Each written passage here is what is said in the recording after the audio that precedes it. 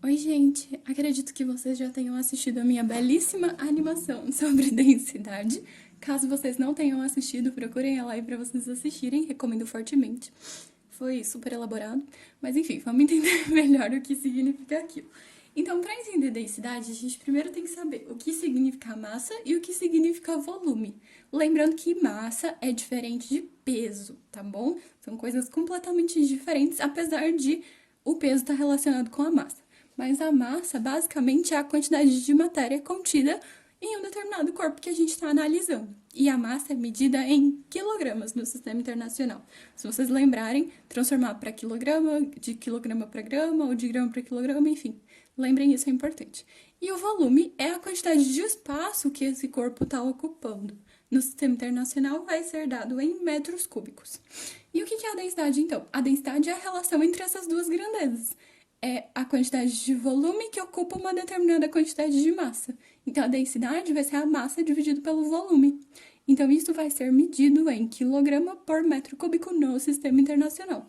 Porém, os exercícios, às vezes, vão dar para vocês a massa em grama e o volume em centímetro cúbico. Então, também dá para calcular a densidade em grama por centímetro cúbico. Não está no sistema internacional. Mas tudo bem, não tem problema nenhum. Às vezes vai aparecer em grama por ml, em quilograma por litro. Tem uma variedade de unidades que pode aparecer.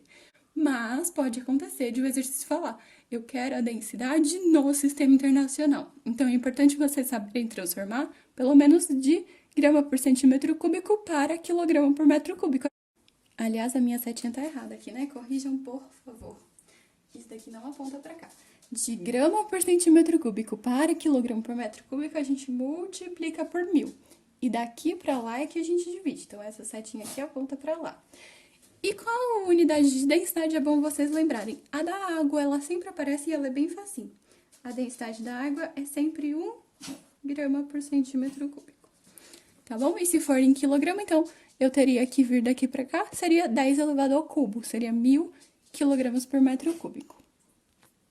E por que isso é importante? Porque a densidade, na verdade, é a relação entre densidades que vai determinar se um corpo flutua ou afunda. Então, isso é extremamente importante, por exemplo, para navios, barcos e esse tipo de coisa que a gente quer que flutuem e não que afundem. Então, como é que a gente garante, por exemplo, que um barco vai flutuar? Então, a gente tem que ter certeza de que a densidade do líquido seja maior do que a densidade do corpo. Então, por exemplo, aqui eu pus uma bolinha.